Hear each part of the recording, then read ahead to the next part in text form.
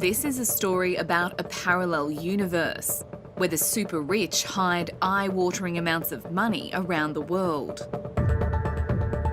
We're talking about presidents, we're talking about prime ministers, we're talking about rock stars, we're talking about porn stars and people that have been convicted of crimes all over the world.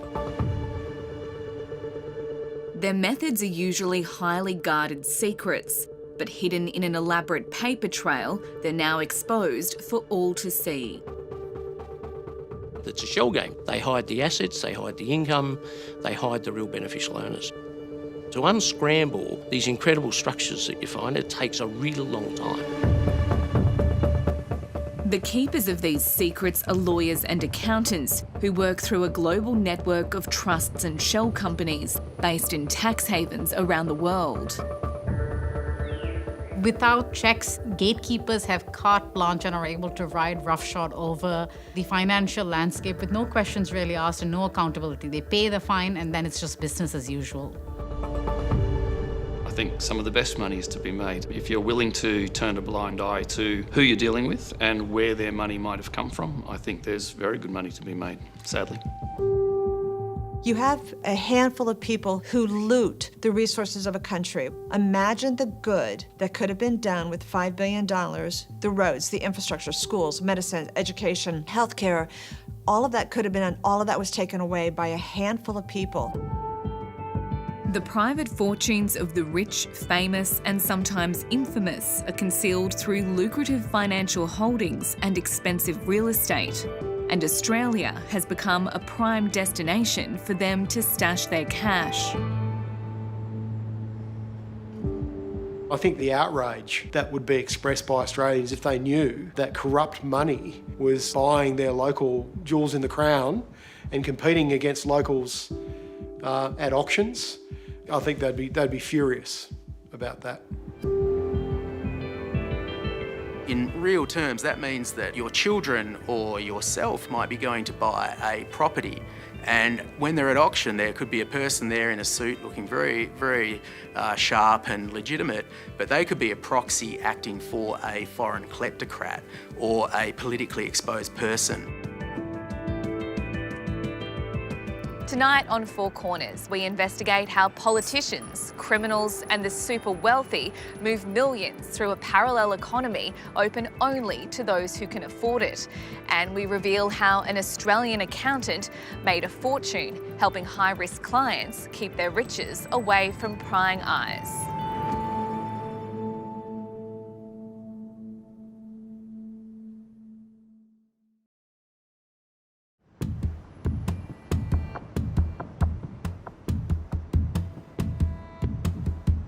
Our investigation begins in Singapore. This glittering island financial hub is an ideal place to set up complex business structures. Their corporate tax rate of 17% has always been traditionally much lower than other foreign jurisdictions. So that's attractive to companies that want to go set up business there and pay less tax. And of course, if you're going to go to the effort of setting up a headquarter in a country like Singapore, and you're a big multinational firm, and you're involved in profit shifting activities and a whole range of other things that are certainly immoral and unethical, then what you're going to also demand from the Singapore government is layers of regulations to hide your identity and what you're doing. It's actually a recipe for setting themselves up for scandal. For the last 40 years, Singapore has been home to a little-known business, run by an Australian accountant named Graham Briggs.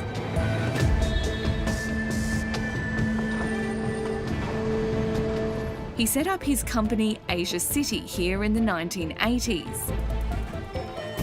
Today, it's a global business with clients on every continent. It's one of the largest offshore service providers in the world. It's actually run by an Australian man. They have all sorts of legitimate clients, big banking, big banks, big accountancy firms. Asia City essentially sets up offshore companies for people who want privacy.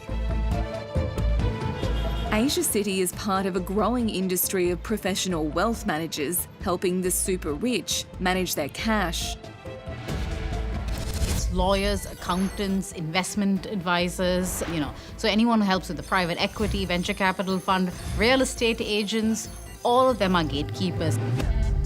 And when we use the term gatekeepers, it really is these are the individuals that are meant to guard the financial system because they have the expertise, they have the know-how to navigate the nitty-gritties of what is otherwise a very complex system to navigate. What we've found when we've looked into it is that individual entities that are providing these services, for them in isolation, it's hugely profitable. So, there's the ongoing advice, there's the fees of setting up these structures, there's a trailing revenue model because you're continually managing these structures. So for those individual businesses that are active in this space, it's hugely profitable. Asia City prides itself on trust and discretion, keeping the confidential information of its high-profile clients secret. Now, an anonymous source has leaked millions of internal documents from Asia City and 13 other offshore providers to media around the world through the International Consortium of Investigative Journalists.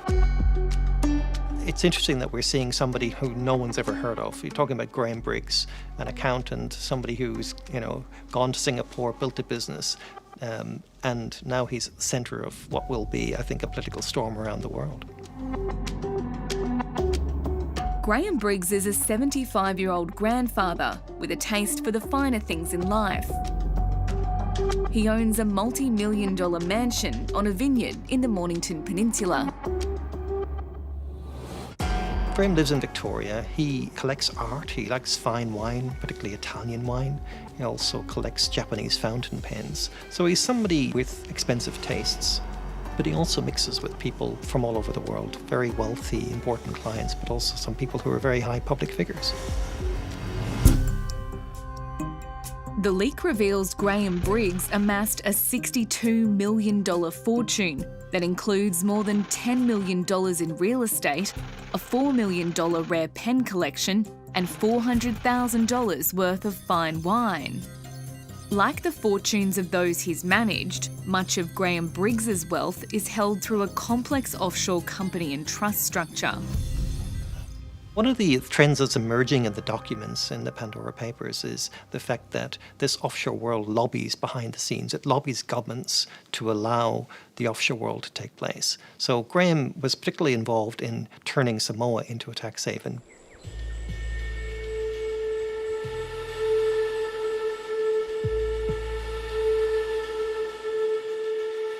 The island nation of Samoa is a tiny speck in the ocean halfway between New Zealand and Hawaii. Graham Briggs was one of the first to realise Samoa's potential over 2 decades ago. He spruiked himself as an expert consultant to the government on offshore finance. He set up an Asia City office in the nation's capital, just down the road from the regulator. She was one of the first to bring that type of business here to Samoa, and I understand that he did have a say in advising on the original legislation. I've met him once. In fact, I met him during one of the reviews of Samoa in accordance with the Asia Pacific Group on Anti-Money Laundering. One of their reviews of Samoa back in 2014. That was when I first met Mr. Graham Briggs. He seems very personable. He's not very tall. Short, curly-haired, grey Aussie. It may not look like a global finance hub, but there's tens of thousands of international companies based here, one for every 3 residents. The genesis was, I think it was trying to find other sources of income that were legitimate and legal for a small island nation with very limited natural resources. That's basically the genesis of it. It's a tax haven that's been criticised for its lack of transparency and has been blacklisted by the European Union since 2017. In the good old days, when it was a bit more Wild West, so to speak, there was no regulation around. And so it was easier to incorporate a company, and as such, the risks for things going wrong and things being used for untoward purposes was probably higher in the early years of the industry. It's a tax haven, which means it doesn't impose tax on a lot of income earned by people in that jurisdiction. And it was very popular for Australians because before we had a regime which taxed people on their foreign income if earned through a foreign entity. So if I put a foreign company in Samoa and that foreign company earned income outside Samoa, it wasn't taxed in Samoa and it wasn't taxed in Australia. Hence the benefit of having a tax haven in the middle. For those who consider these sorts of arrangements, they're not clever or sexy or harmless. I think the victims when people don't pay tax is everyday Australians, the millions of taxpayers who do the right thing, who declare their income, pay their employees and have fair competition against other business. The leaked documents show Asia City kept a confidential list of its highest risk clients, known as PEPs. So a PEP is an acronym for politically exposed persons, and it's referring to people who held senior government positions. They may be politicians, they may be heads of state-owned enterprises or heads of government departments, and they may be foreign or domestic. The reason they are singled out and considered high risk is because people who are in those positions have, in the past, availed themselves of the opportunity to commit corruption offences.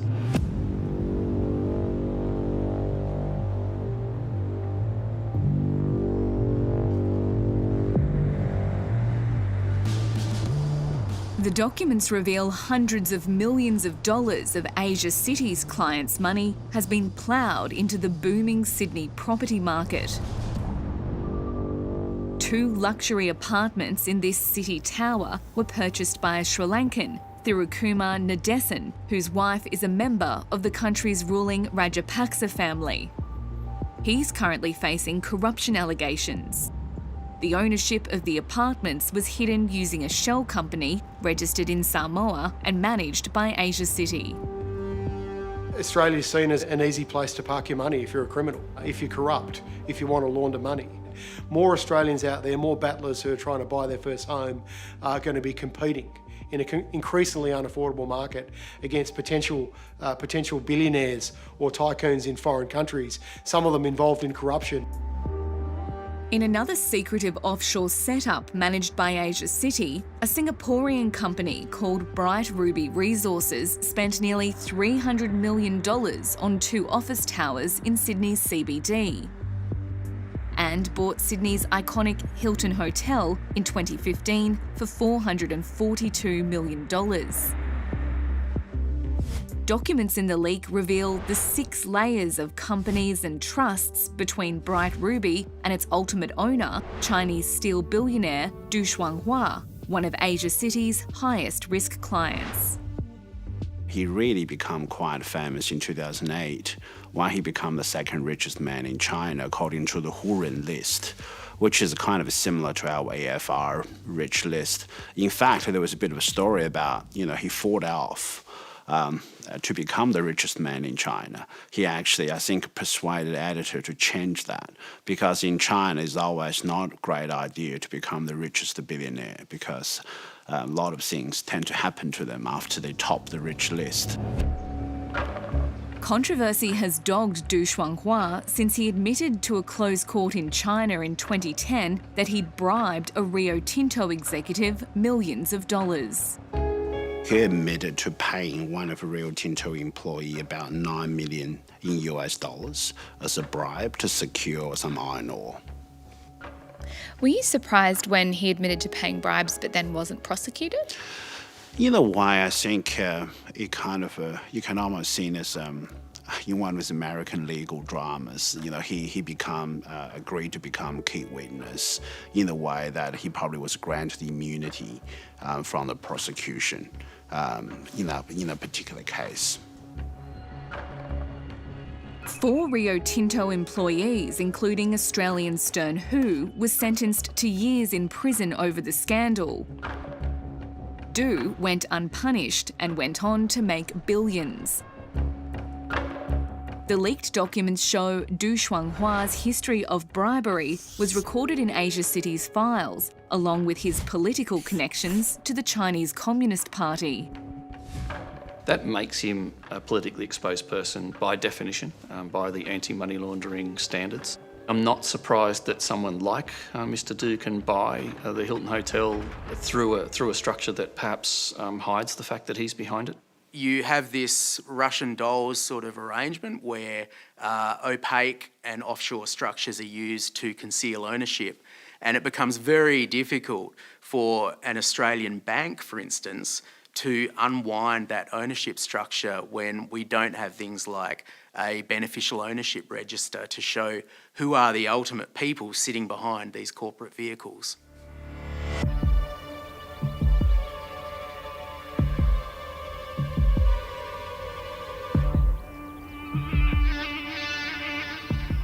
In this picturesque corner of northwest Tasmania, another Asia City client bought up farmland using a secretive offshore trust and company structure.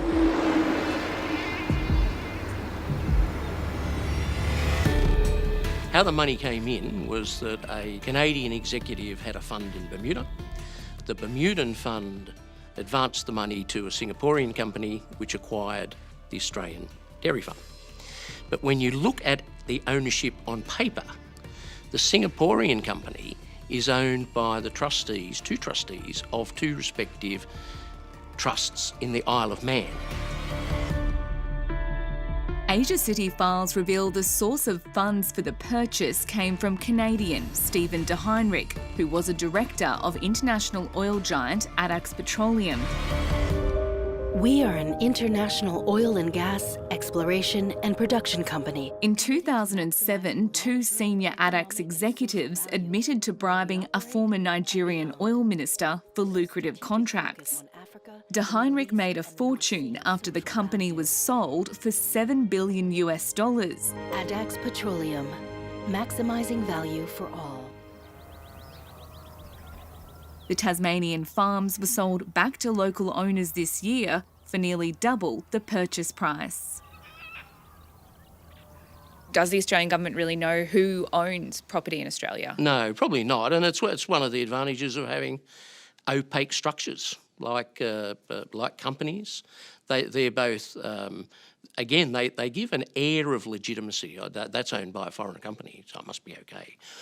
But then you get a string of companies, and then you'll get companies who are owned by nominees, and nominees aren't often declared. Or there'll be companies who are controlled not by their shareholders but by their creditors. And so it's hard to actually pick where the control's actually coming from. Tasmanian Green Senator Peter Whish-Wilson sat on a recent Senate inquiry into foreign ownership. He says it raised serious questions about the Foreign Investment Review Board's ability to properly monitor the flow of money into Australian property.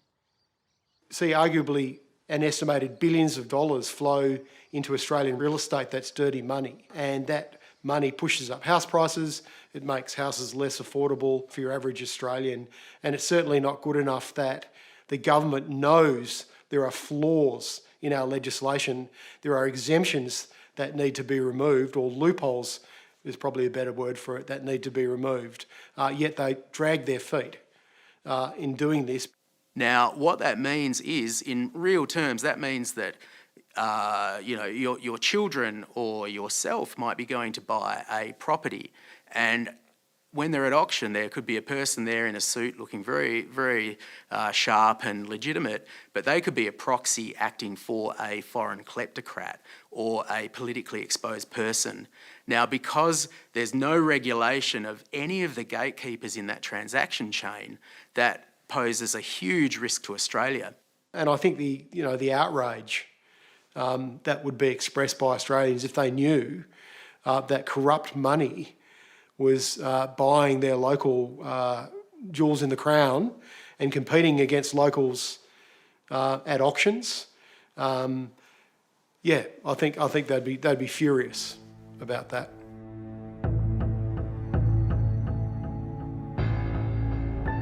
The secrets of companies like Asia City rarely become public unless someone decides to take the massive risk of leaking confidential documents.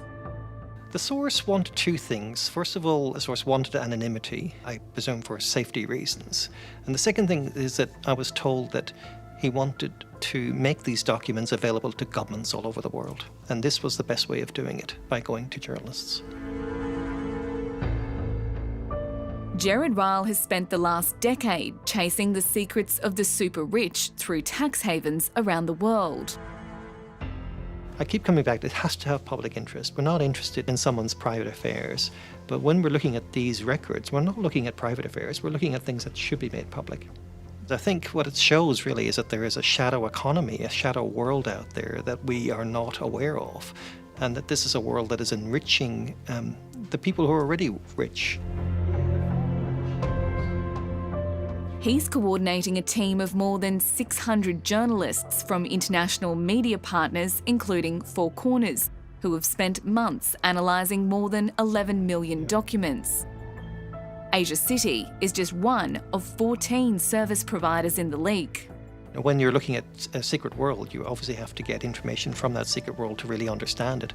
I think all of the leaks we've had in the past have only given us a small window into this world. But here we have 14 separate windows. And I think that's what's allowing this to be different from anything we've done before, because it's allowing this breadth of information. We're able to see how the world really works, how this parallel universe really works, in a way we've never been able to before. Inside the Pandora Papers are files on politicians, world leaders and former leaders and their secret wealth. Jordan's King Abdullah II, who bought luxury homes worth up to $100 million through secret offshore companies. Czech Prime Minister Andrej Babiš, who secretly used shell companies to buy a French chateau. And Kenya's President Uhuru Kenyatta, whose family secretly owned offshore assets worth more than $30 million. We're talking about Myanmar generals, we're talking about people associated with Robert Mugabe over in Zimbabwe, and we're also looking at some other African figures, people that have been convicted or accused of money laundering or even worse crimes.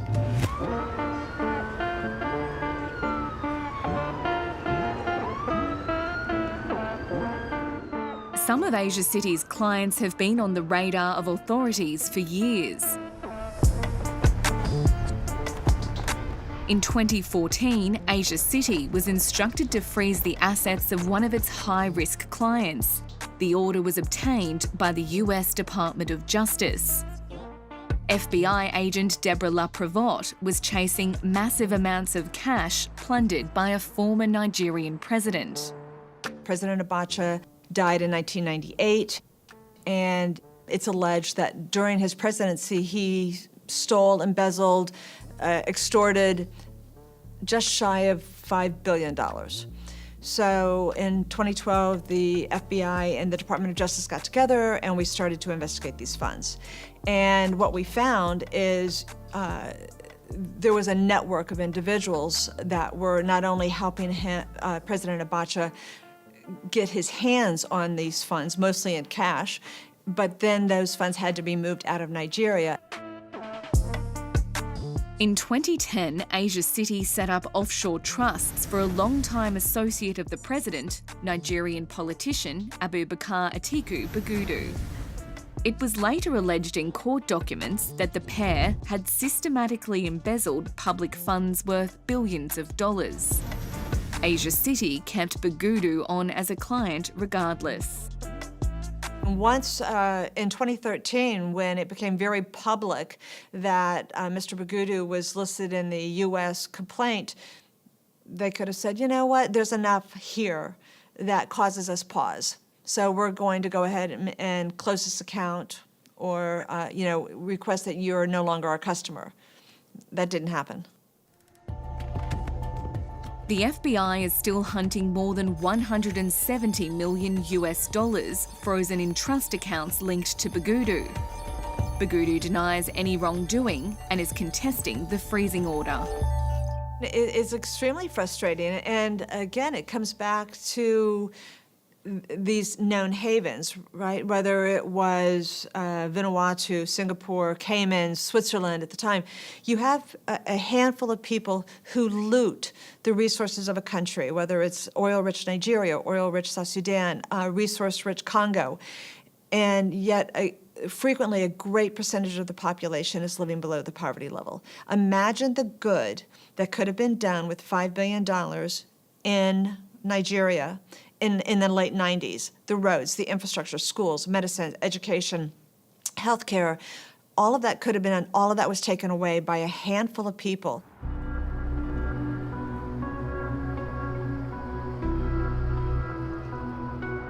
Russia is one of the world's most high-risk and high-reward financial destinations. It was a lucrative source of clients for Graham Briggs and Asia City. One of the people that Briggs cultivated was Herman Gref, a former Putin minister and head of a Russian state-owned bank that was later sanctioned by the US and Australia. So the meeting occurred in a cafe in Moscow in February 2015 between Graham Briggs, the head of Asia City, and Herman Gref, who was a senior, politically exposed person in Russia. And they were meeting to discuss the structure that Asia City had set up for Herman Gref and the fact that he was going to use this structure in his post-government role or his post-government life.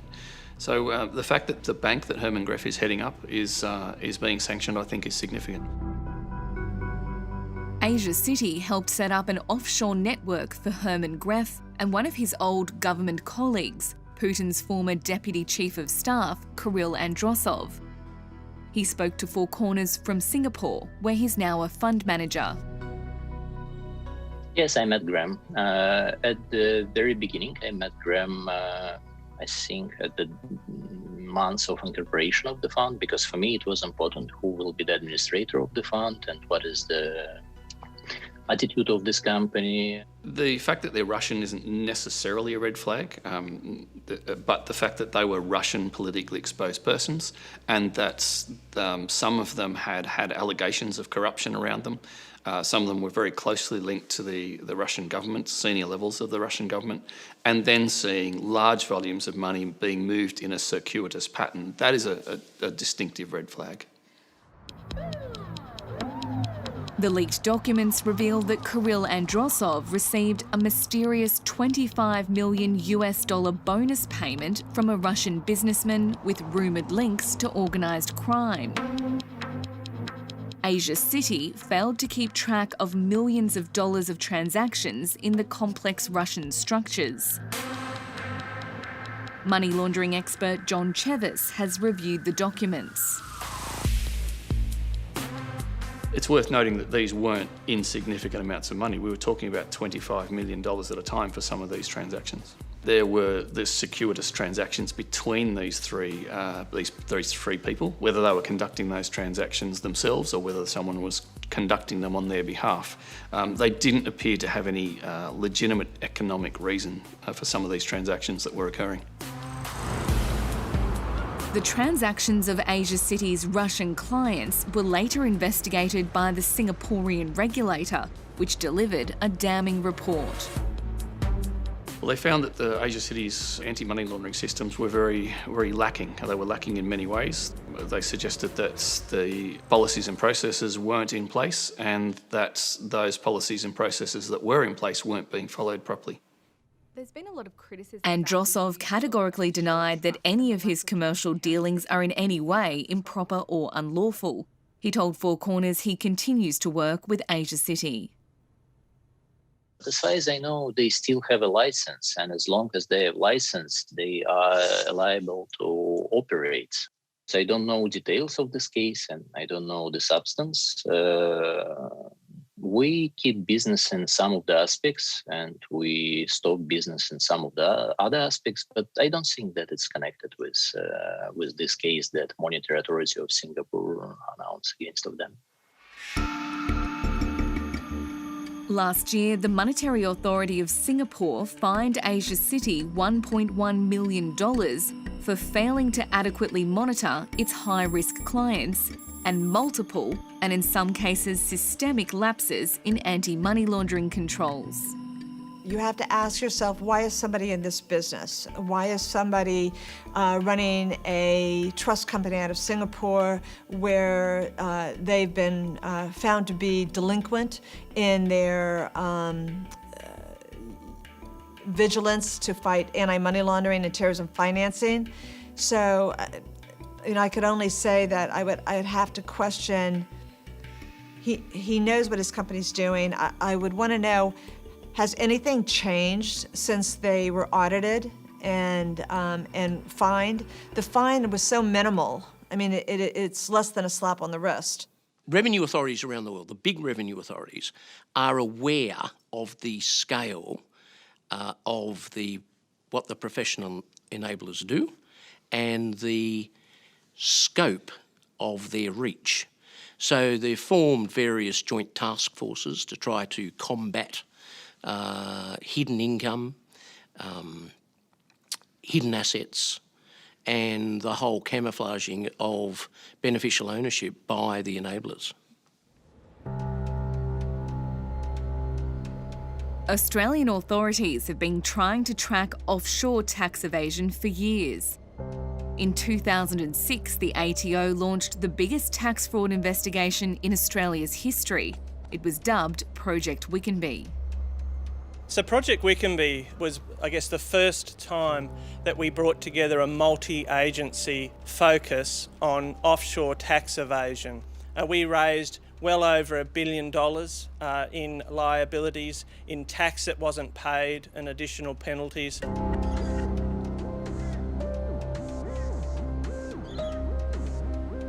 My name is Vanda, V-A-N-D-A, Gould, G-O-U-L-D. One of its targets was a Sydney accountant who was a client of Asia City. His name is Vanda Gould. And I'm presently at Long Bay Corrective Centre at the jail. Vanda Gould spoke to Four Corners from prison. He was arrested on tax fraud charges in 2013. I was at home. I think doing some exercise on the exercise bike. I was, and then we had all these Commonwealth police came in and sort of raided the house. Vanda Gould met Graham Briggs in the mid-80s and began doing business with him in the early 90s. I met Graham Briggs and we got chatting and having a chat to him. Wasn't a very long call, just discussion. And then subsequently he took it upon himself to make contact with me. When you talk to him, he's a genuinely decent sort of human being. Asia City's Samoa office had come up with a lucrative new product. It was pitched as a Samoan superannuation scheme. Briggs wrote to Gould explaining how it worked. Western Samoa has no taxation treaty with Australia. Therefore, it offers complete exemption from all forms of income tax and provides absolute secrecy and confidentiality. Gould put his clients' money into Asia City's offshore super funds. Because essentially their office provided all the support staff. So they actually established the super fund, they got the lawyers to actually prepare the deeds, they got every transaction that was entered into, they were integral to those transactions. Asia City's Samoan super scheme had a brilliant twist. Clients were able to access their money before they retired via loans from the super fund. Well, the temptation for tax, if you want to avoid it, is to set up a Samoan fund, have your employer settle some money on it, and then the income of the Samoan fund, the theory was it was not taxable in Australia.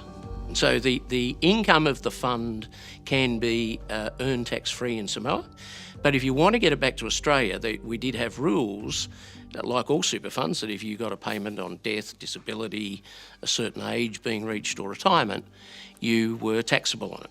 So the answer is don't get a payment for any of those reasons. Rather, get a loan. Loans in any form of tax jurisdiction aren't taxable. So if I loan you money, you're not taxable on the amount I give you. It's not income, it's not a gain. You haven't benefited at all, you've just borrowed from me. So in this case, they simply, the Samoan fund would loan the money back to the Australian resident. But the tax office had some questions about Samoan super schemes. In 2010, it issued a public warning saying the schemes were being used to conceal income or assets and that so-called loans from them may be a sham. What we would do in those sorts of arrangements is ask some questions. Well, if this is truly a commercial loan, for example, where are the documents that sit behind that loan? What interest rates are being paid? Show us where your repayments are going. What have you invested that in? And often where these arrangements are purely non-commercial, they're unable to answer those sorts of questions. The taxpayer alert just is like a siren that says we're watching. It didn't change the law.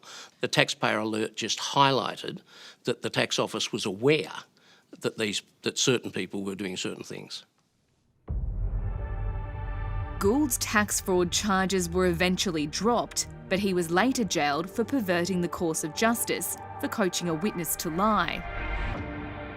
Gould's clients were ordered to pay back more than $300 million to the ATO. My job is to actually help taxpayers get through the labyrinth of the Australian Tax Act in the most effective way. And if one of the most effective ways means they reduce their taxes, well, so be it. I don't think there's any morals in it. The leaked documents show Graham Briggs was questioned by Australian authorities while they investigated Van der Gould's Samoan operation. Briggs was never charged or accused of criminal conduct. Van der Gould still supports him. No. I mean, I was going to have any hard feelings against Graham, but, just watch this space. God will ultimately vindicate me. I think that the first thing to always bear in mind is that most people do the right thing, and there's nothing illegal with holding money offshore, provided that it's declared to the tax office, and most people do the right thing.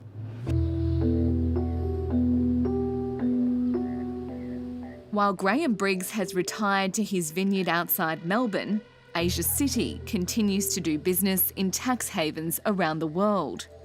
In a statement, Asia City said, "We are committed to the highest business standards, including ensuring that our operations fully comply with all laws and regulations in each jurisdiction in which we operate.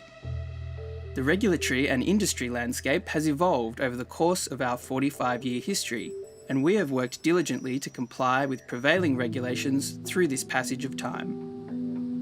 The problem with the offshore world is that it's up to these service providers to regulate themselves. There are rules that are set down by governments, but there's no one government overseeing it. There's no sheriff here.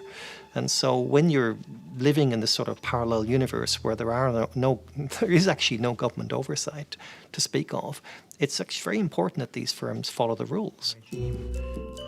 In 2016, the original Panama Papers leak caused global outrage about offshore secrecy. The federal government committed to a beneficial ownership register, which would force the true owners of corporate structures to be disclosed. It still hasn't happened. We've been campaigning for at least 5 years now to get a public beneficial owners register.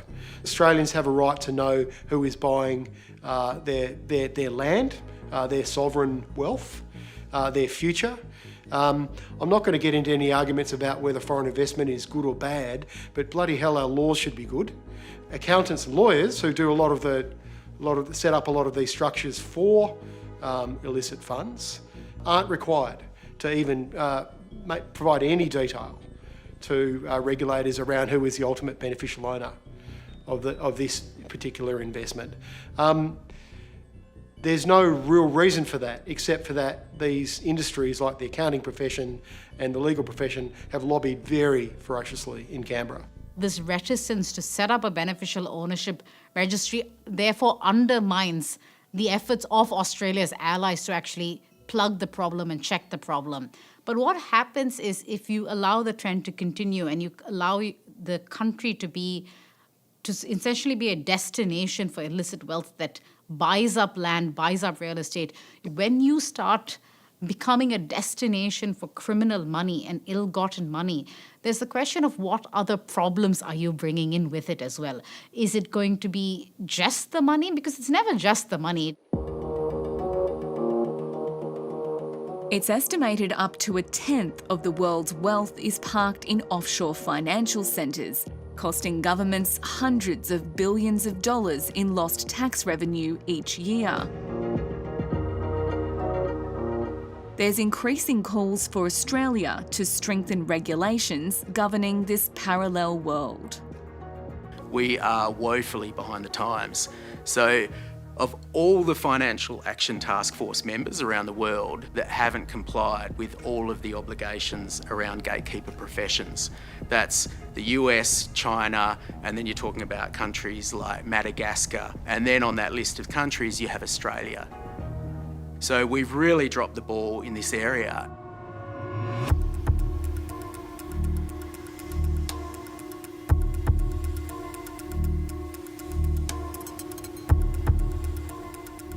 Look, most lawyers, accountants and other professionals do the right thing.